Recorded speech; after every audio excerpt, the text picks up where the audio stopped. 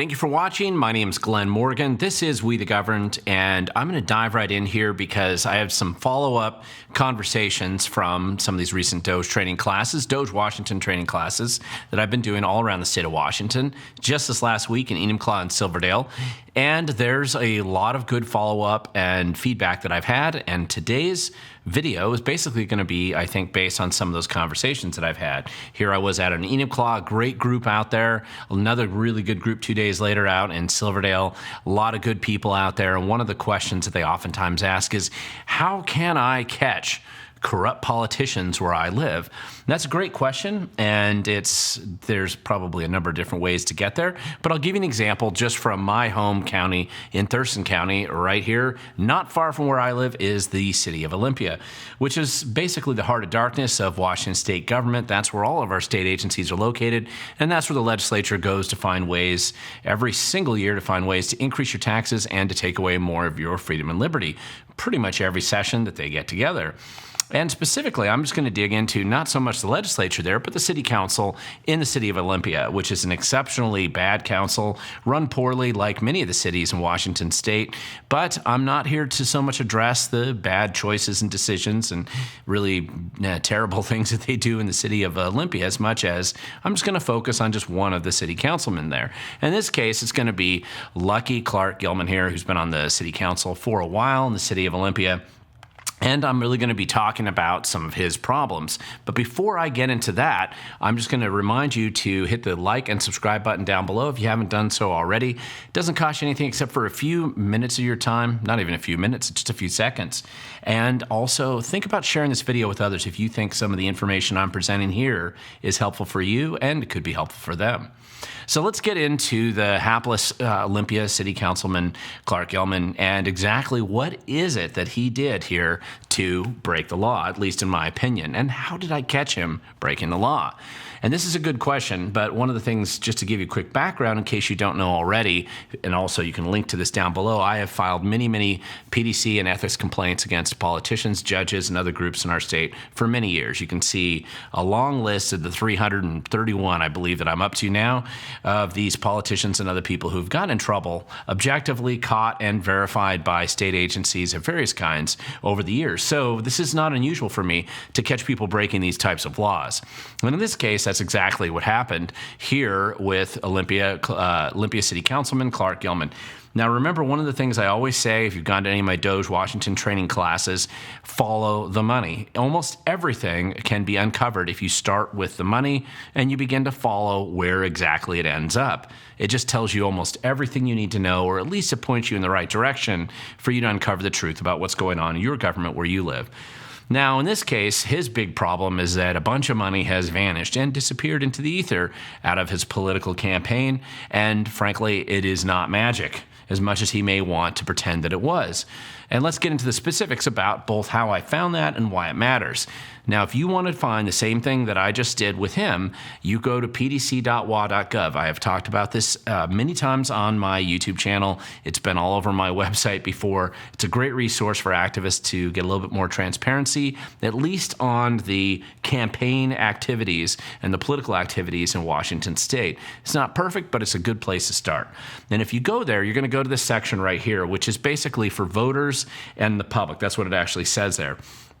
And that's the first place that you click. And again, I'm going right here to explain this so you can find the exact same information that I did. And when you go to that part, you're going to go right here under political disclosure reports, and you're going to click on candidates. Candidates is really the key point there, because once you get to the candidate section, you type in this case, Clark Gilman's name at the top, and then you're going to go down and you're going to see his campaign reports from the last three, in this case, 3 different election cycles that he's run for office. So this really quickly gets you right to whatever candidate you're looking at. It gets you right to some of their financial reporting that they've had about their political campaigns. And so this is, again, I'm focusing on Mr. Gilman here, the city councilman out of Olympia, but you can find anybody who's ever run for political office in the last decade and a half. You can find their information here, and it's pretty useful and pretty helpful. Now, when you go to his report, in this case, I went to his last political campaign, which was in 2021, And what's useful there, and the reason this is just like the first step that I take now when I'm looking at a politician, whoever they are, just fill in the blank. I go and look at their reports. If I scroll down to the bottom of that page, I'm going to look at their reports, and I go to the very last financial disclosure report that he filed for his 2021 political campaign, which is usually covering the last month of 2021. So it's usually going to be filed the next month, usually the first part of January of 2022. And so you go to that report, and the first thing I look at when I go there is I see how much money was left in his political campaign when he finished that campaign for office. And in this case, it was $9,790.63. And that's how much money was left there. And how do I know this? Because I went to line 18 on his C4 report, which is a common point to look at. I'm referencing this very specifically. You can find this information like I did in less than 3 minutes, but nevertheless, you go there and you look at this and you say, okay, he had $9,790.63 on his report. And why does that matter? Because when you see the beginning of his campaign, and I realize the formats here are a little different, but the Public Disclosure Commission changed their C4 format slightly, but they still have the basic same outline here. I go to line 1 on his new campaign for 2025, which is the year we're in right now, and I see that he started his political campaign with $175.57, which according to that report is all he had left in his campaign finance bank account, which leads me with the obvious problem and this obvious question for you and I: what exactly happened to the missing $9,615.06 in this guy's political campaign? And that's a great question, because nobody can answer that question because it's vanished. It has disappeared, and that is a problem because nobody knows what he did with that money. Did he go and buy bags of meth from maybe some of the homeless camps down in Olympia that he's helped finance with the many grants that the city council in Olympia seems to hand out like candy? Or perhaps did he just take that money and decide to throw it all in red over at the casino? Could be the Nisqually or the Chehalis casino, or maybe he just went further abroad. Or is it possible that he decided to hand that money out like little bribes and friendly reminders to some of his supporters that he needs for the current election cycle coming up right now? Don't forget me in November. Or perhaps it's just the old-fashioned, let's just take this extra money because nobody's going to notice. I'll stick it in my pocket and maybe pay for my next vacation to the Cayman Islands. Nobody really has an answer to this because it has vanished, and inquiring minds want to know, where did that money go? Because no matter what the answer is, the big problem that he has here is he's actually violated RCW 4217A.235 and 240, which is essentially requiring him to report accurately what happened to his money and where did it go. Now, there's other violations that could also come up in this. I'm just showing you as a very simple example of something you could find in less than 5 minutes on your favorite politician locally who happens to be running for local office. And if this is a problem, then you can go to the pdc.wa.gov and you can see the enforcement complaint that I filed against this guy just today.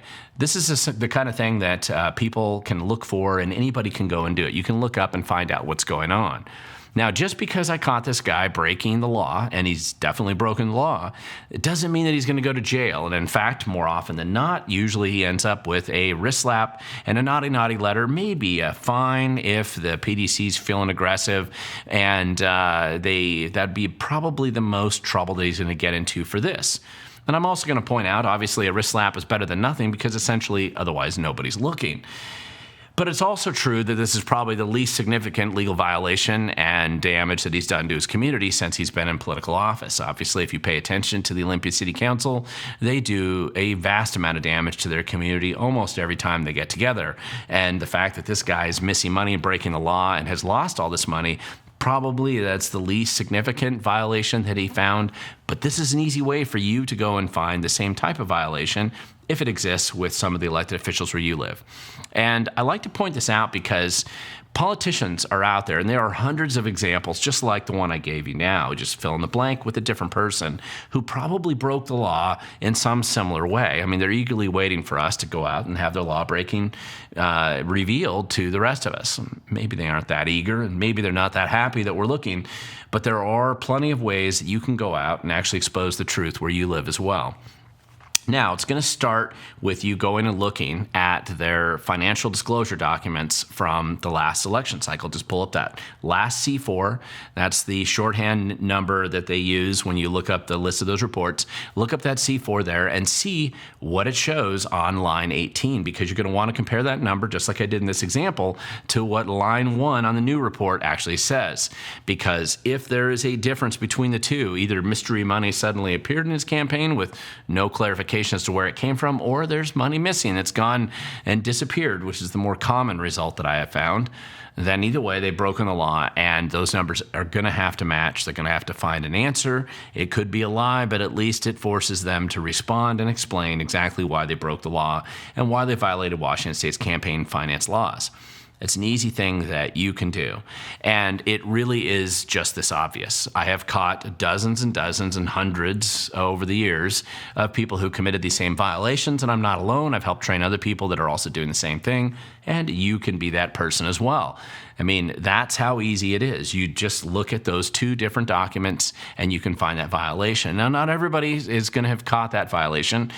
Since I've caught so many people doing it, maybe some people are starting to go back and believe that math is real and trying to find a way to make it add up. But in this case, despite all the evidence and examples that I've basically made around the state, and there's a lot of them, this guy who lives in the city of Olympia, right next to the Public Disclosure Commission offices, still can't seem to figure it out. He lost money and he broke the law. So it's important to file complaints against these guys when we catch them.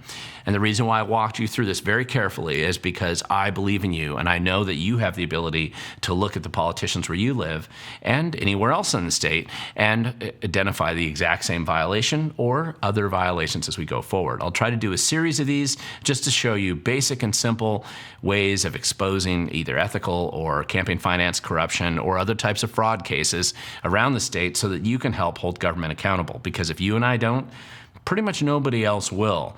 And that's really what this is all about, because if you want to make a difference and you want to change the way things are going in your community or your state or your nation, it requires us to show up, because inevitably that's the only way we can hold them accountable, because the future's only going to belong to those who show up.